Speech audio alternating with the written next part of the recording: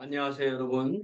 오늘은 로마서 9장 14절부터 18절까지 하나님의 주권에 대해서 함께 나눕니다. 자, 우리가 보통 하나님의 주권 이런 말을 많이 사용하긴 하지만 실제로 우리 삶에서 하나님의 주권에 대해서 얼마나 숙고하면서 사는지 모르겠어요. 이 말씀을 보면 말씀은 명확합니다. 말씀은 분명하게 하나님의 주권을 선포하고 있어요. 그런데 사람들이 자꾸 인간의 자유의지라는 것을 가지고 하나님의 주권을 마치 하나님의 주권이 있지만 인간의 자유의지가 있으니까 인간도 주권이 있는 것처럼 그렇게 말합니다. 하나님이 주권이 있으시다는 뜻은요, 인간이 주권이 없다는 뜻입니다. 인간이 주권이 없다는 것은 내 삶에 하나님을 인정하든 인정하지 않든 모든 삶의 주인이 하나님이시라는 뜻입니다. 그들의 과거, 현재, 미래, 그들의 전체가 하나님 안에 들어있다는 것입니다. 우리가 하나님과 우리를 생각할 때 여러 가지 차이가 있지만 가장 큰 차이는 하나님은 시간이 없다는 것입니다. 하나님에게는 과거가 없고요. 하나님에게는 미래가 없습니다. 자, 우리가 하나님에게는 미래가 없어요. 이렇게 말하면 좀 이상한 말처럼 들리죠? 그렇지만 사실은 맞는 말입니다. 하나님은 항상 현재입니다. 하나님은 모든 것이 항상 현재이기 때문에 하나님은 변하시지 않는다는 것입니다. 그러니까 시간성이라는 것은 사람이나 피조물에게 해당되는 거고요. 하나님은 초시간성이고 그것을 보통은 영원성이라고 그렇게 말합니다. 그렇기 때문에 하나님은 뭐 시간이 지난다고 해서 변하시거나 그런 분이 아니신 거죠. 그래서 모든 것은 하나님의 뜻하신 대로 되는 거예요. 네. 하나님의 뜻하신 대로 되는 것입니다. 이것이 바로 성경에서 말하는 하나님의 주권이고요. 하나님의 뜻이 이루어지는 것, 하나님의 뜻대로 사는 것, 이것이 바로 우리의 삶입니다. 자, 그러면 보통 우리가 어떤 불행한 일이 이럴 때 그런 거 하나님의 뜻이야 이렇게 말하지만 그럴 때는 우리가 하나님의 뜻 1 그리고 하나님의 뜻 2 이렇게 보통 구별합니다. 하나님의 뜻 1은요. 하나님께서 원하신 대로 된 것. 하나님의 뜻 2는 하나님이 원하시는 길은 있지만 인간이 불순종해서 일어난 결과 그것도 하나님의 뜻인 거죠. 예. 사람이 불순종하든 불순종하지 않든 무조건 하나님이 원하는 대로 되는 게 아니라 불순종하는 사람에게는 불순종에 맞는 그 하나님의 심판이나 이런 것이 있는 것을 하나님의 뜻이라고 합니다. 그럴 때 우리가 어떤 그 사건이나 사고가 일어났을 때 그것을 쉽게 우리가 하나님의 뜻 이렇게 말하기가 쉽지 않다는 것을 우리가 또한 이해를 해야 됩니다. 자, 14절에 로마서 9장 14절에 그런즉 우리가 무슨 말 하리요? 하나님께 불의가 있느냐? 그럴 수 없느니라. 왜냐하면 하나님께서 내가 야곱은 사랑하고 에서는 미워하였다. 태어나기도 전에 야곱과 에서가 리브가의 태중에 잉태됐을 때 큰 자가 작은 자를 섬기리라. 또 말라기에서 내가 야곱은 사랑하고 에서는 미워하였다. 하나님께서 그렇게 정하신 것입니다. 하나님께서 그렇게 정하신 그 하나님께 불의가 있느냐?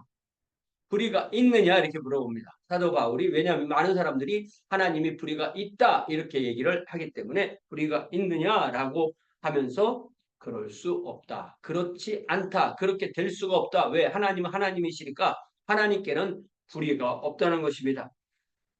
그러면서 모세에게 이르시되 내가 긍휼히 여길 자를 긍휼히 여기고 불쌍히 여길 자를 불쌍히라. 긍휼히 여긴다는 말과 불쌍히 여긴다는 말 같은 말입니다. 그러니까 하나님께서 야곱은 사랑하고 또 긍휼히 여길 자는 긍휼히 여기고 불쌍히 여길 자는 불쌍히 여기는 것도 하나님의 뜻입니다. 그러니까 하나님께서 작정하시고 사랑하시고 구원하시고 예수를 믿게 하시고 첫 번째 부활에 참여하게 하시고 또 천국으로 데리고 가시고 그 다음에 부활하게 하시고 그들의 몸이 부활하게 하시고 그 다음에 새하늘과 새 땅으로 인도하는 하나님의 자녀에 대해서 정하신 것은 바로 하나님의 100% 주권으로 그렇게 정하는 것입니다.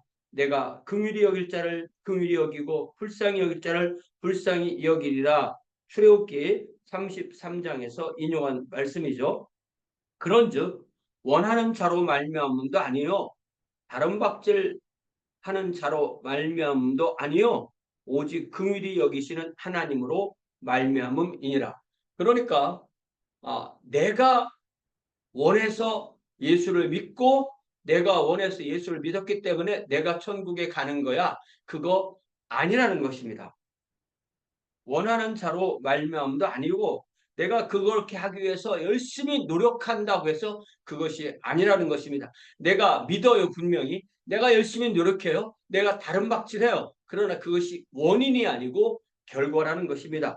오직 긍휼히 여기시는 하나님으로 말미암음이니라. 자, 그렇게 하나님께서 작정하시고 부르시고 의롭게 하시고 주님을 닮게 하시고 천국으로 데리고 가게 하시고 부활에 참여 둘째 부활에 참여하게 하시고 새하늘로 새 땅으로 가는 이 모든 것이 하나님의 뜻대로 된다면 구원받지 않는 사람도 역시 하나님의 뜻대로 되는 거지. 구원하시는 것은 하나님의 뜻대로 되고 구원하시지 않는 것은 자기들이 선택하는 거다. 그렇지 않습니다. 그렇지 않습니다. 제가 예전에 본 그 헨리 나우엔, 우리가 헨리 나우엔을 좋아해서 로마 카톨릭 신부님이시고 여러 가지 존경할 점이 많기 때문에 헨리 나우엔의 그 묵상기로 우리가 주보에 계속 실어서 정말 초기에 10년 가까이 이렇게 봤던 기억이 나는데요. 그때 어느 다른 책에서 헨리 나우엔의 책을 보니까 헨리 나우엔이 이렇게 말하는 거예요. 천국 가는 100% 사람은 하나님의 선택으로 가는 거고 지옥 가는 100% 사람들은 자신의 선택으로 간다. 하나님께 누가 되지 않는 말을 하려고 하나님이 좋게 보이려고 그렇게 말한 겁니다. 그렇지 않습니다. 천국 가는 100% 하나님의 뜻에 의해서 자신들이 믿게 되는 결과로 인해서 가는 거고 하나님의 지옥 가는 모든 사람은 하나님의 뜻에 의해서 그들이 믿지 않게 되고 그 결과로 지옥에 가게 되는 것입니다. 자, 그래서 계속해서 모세의 예를 들고 모세와 이스라엘의 예를 들고 그 다음에 17절에 바로 이야기를 바로 듭니다. 왜냐하면 출애굽기에 보면 모세와 바로 같이 활동하잖아요. 모세도 열심히 일했고 바로도 열심히 일했습니다. 근데 바로는 하나님을 인정하지 않고 하나님의 말을 들었어. 하나님 인정하죠. 자기 원하는 대로 하는 거예요. 자기 원하는 대로. 여호와가 누구관데 내가 그의 말을 듣느냐. 우리가 출애굽기에 보면 아주 이 바로의 그 마음 상태에 대해서 하나님께서 정확하게 말씀해 주시는데요. 우리가 몇 구절 좀 찾아서 읽어봅시다. 맨 처음에 하나님께서 모세를 이제 바로에게 보내죠.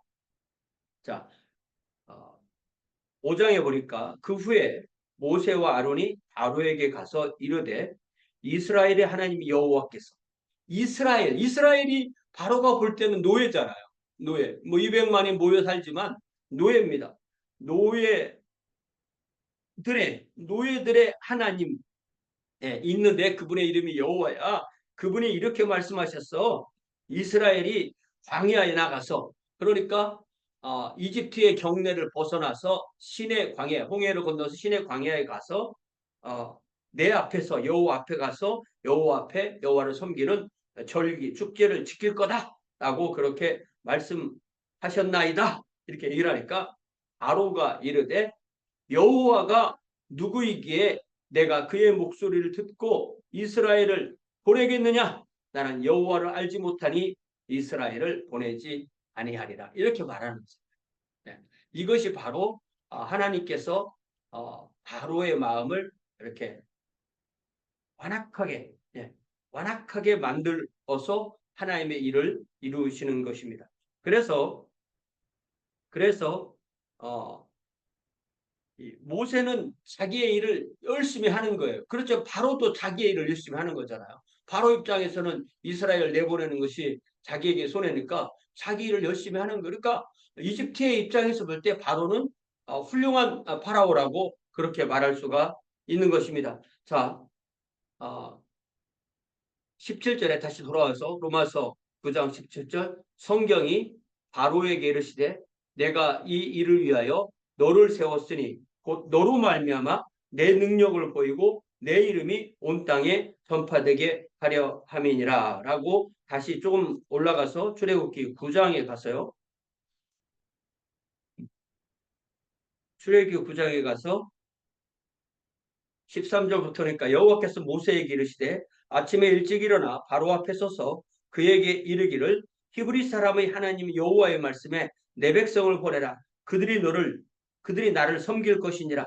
내가 이번에는 모든 재앙을 너와 내 신하와 내 백성에게 내려 온 천하에 나와 같은 자가 없음을 내가 알게 하리라. 내가 손을 들어 돌림병으로 너와 내 백성을 쳤더라면 내가 세상에서 끊어졌을 것이나 하나님께서 한 번에 바로를 다 끊었고 바로의 백성도 다 끊을 수 있지만 16절에 내가 너를 세운 이유는 내가 너를 세웠음은 나의 능력을 너에게 보이고 나의 이름이 온 천하에 전파되게 하려 하였음이니라. 네가 여전히 내 백성 앞에서 교만하여 그들을 보내지 아니하겠느냐라고 이렇게 말씀하십니다. 그러니까 바로는 자기 선에서 최선을 다하지만 그 바로의 인격과 바로의 모든 노력과 그의 모든 삶 가운데서 역사하시는 분이 하나님이시라는 것입니다. 그래서 성경은 이원론이 아니라 일원론입니다. 이원론은 선신과 악신이 이렇게 동등한 거잖아요. 성경은 절대로 하나님과 사탄이 동등하지 않습니다. 사탄은 하나님의 하나님께서 허용하신 범위 내에서 하는 거예요. 예를 들자면 우리가 만약에 하나님과 사탄이 동등하다면 나중에 사탄이 불과 유황으로 타는 못에 가서 거기에 왕이 될 거 아니에요. 그렇지 않습니다. 네. 거기에서 가장 만약에 거기에도 등급이 있다면 가장 심한 벌을 받는 것이 사탄이겠죠. 자, 그래서 다시 로마서 9장 17절로 돌아와서 성경이 바로에게 이르시되 내가 이 일을 위하여 너를 세웠으니 곧 너로 말미암아 내 능력을 보이고 내 이름이 온 땅에 전파되게 하려 함이라 하셨으니 그런즉 하나님께서 하고자 하시는 자를 긍휼히 여기시고 모세와 그의 백성들을 긍휼히 여기셨잖아요. 긍휼히 여기시고 하고자 하시는 자를 완악하게 하시느니라. 네. 우리가 출애굽기 32장에 보면은 모세가 율법을 받기 위해서 산에 올라갔을 때, 시내산에 올라갔을 때 아론을 중심해서 그들이 다 완악하게 하나님 앞에 우상숭배의 죄를 저질렀잖아요. 그리고 나서 해주신 말씀이 내가 긍휼히 여길 자를 긍휼히 여기고 불쌍히 여길 자를 불쌍히 여기리라는 이 출애굽기 32장 33장 19절 말씀이 나오는 거예요. 우리가 이렇게 하나님께서 죄를 지은 이 이스라엘 백성을 그 죄를 징계하시면서 그들을 또한 하나님께서 하나님의 뜻대로 이끌어 가시는 것입니다. 출애굽기 33장 19절 자 17절부터 여호와께서 모세에게 이르시되 내가 말하는 이 일도 내가 하리니 예, 그러니까 처음에는 이스라엘 백성 함께 올라가시지 않겠다고 하시다가 함께 올라가신다고 하시면서 내가 하리니 너는 내 목전에 은총을 입었고 내가 이름으로도 너를 알미니라. 여호와 모세가 이르시되 오라건대 주의 영광을 내게 보이소서. 여호와께서 이르시되 내가 내 모든 선한 것을 내 앞으로 지나가게 하고 여호와 이름을 내 앞에 선포하리라. 나는 은혜 베풀 자에게 은혜를 베풀고 긍휼히 여길 자에게 긍휼을 베푸느니라. 그러니까 모세에게 하나님의 은혜와 긍휼을 베풀고 그의 백성의 은혜를 베풀었을 때 그 전에 그들의 죄를 졌을 때 그들이 자신들이 스스로 하나님 앞에 징계를 받음으로 그들이 많은 사람들이 여호와 앞에 스스로 그 백성을 쳐서 죽이는 그런 놀라운 그런 자정작용을 하는 것을 우리가 볼 수 있잖아요. 여기 보니까 27절에 모세 그러니까 32장 27절에 모세가 그들에게 이르되 이스라엘 하나님 여호와께서 이렇게 말씀하시기를 너희는 각각 허리에 칼을 차고 진 이문에서 저문까지 왕래하여 각 사람이 그 형제를 각 사람이 자기 친구를 각 사람이 자기 이웃을 죽이라 하셨느니라. 레위 자손이 모세의 말대로 행하며 이날에 백성 중에 3,000명 가량이 죽임을 당하더라. 그러니까 제 얘기는 뭐냐면 성경이 무엇을 말씀하시는 거냐면 하나님께서 불쌍히 여길 자를 불쌍히 여기고 긍휼 또 긍휼을 받을 자에게 긍휼을 주시지만 그 전에 이미 하나님의 심판은 있었습니다. 그러니까 우리가 하나님의 자녀에게는 심판이 없다 이런 말이 아닌 것입니다. 그렇지만 하나님은 하나님의 일을 하신다는 것입니다. 자, 그래서 여기 다시 로마서 9장 18절로 돌아와서 그런즉 하나님께서 하고자 하시는 자를 긍휼히 여기시고 대표적으로 누구예요? 모세죠. 또 하고자 하시는 자를 완악하게 하시니라. 그러니까 그 이전에 아브라함의 두 자녀 이스마엘과 이삭 이렇게 비교하시고 또 이삭의 두 자녀 야곱과 에서 또 에서와 야곱이죠. 비교하시고 이제 와서는 모세와 바로를 비교하시면서 하나님께서 긍휼히 여기시고자 하는 모세를 긍휼히 여기시고 완악하게 하고자 하시는 바로를 완악하게 하셨다. 이렇게 말씀하시는 것입니다. 자, 그런데 중요한 거 뭐냐면 말씀을 읽고 이것을 아는 사람, 하나님을 믿는 사람. 그러나 말씀을 믿지 않는 사람들은 이 말씀을 혹시 읽었다 할지라도 이 말씀을 인정하지 않는 것입니다. 인정하지 않으면 어떻게 되는 거예요? 자기가 인정하든 인정하지 않든 자기는 하나님의 완악하게 하시는 자에 자기가 들어있다는 것을 인정하는 것밖에 되지 않습니다. 우리는 하나님의 주권이 어떻게 되는지는 몰라요. 그러나 구원받은 사람은 하나님의 자녀가 된 사람은 하나님의 주권을 인정하는 사람이니까 하나님의 주권을 인정하는 사람은 내가 하나님의 사랑을 받고 긍휼하심을 받고 구원받았다는 것을 깨닫게 되는 거예요. 이게 핵심인 것입니다. 이게 핵심인 것입니다. 이게 뭐냐면 내가 원해서도 아니고 내가 다른 박질해서도 안 되고 아니고 오직 긍휼히 여기신 하나님의 주권으로 인해서 내가 하나님께 영광을 돌리게 돼. 그렇게 되기 때문에 나는 오직 크레딧이 나로 인하여 하나님께서 영광을 받으시는 거 그런 거 없는 거예요.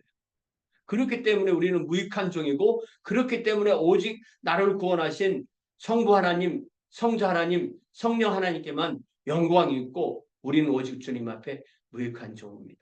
라고 고백할 수밖에 없습니다.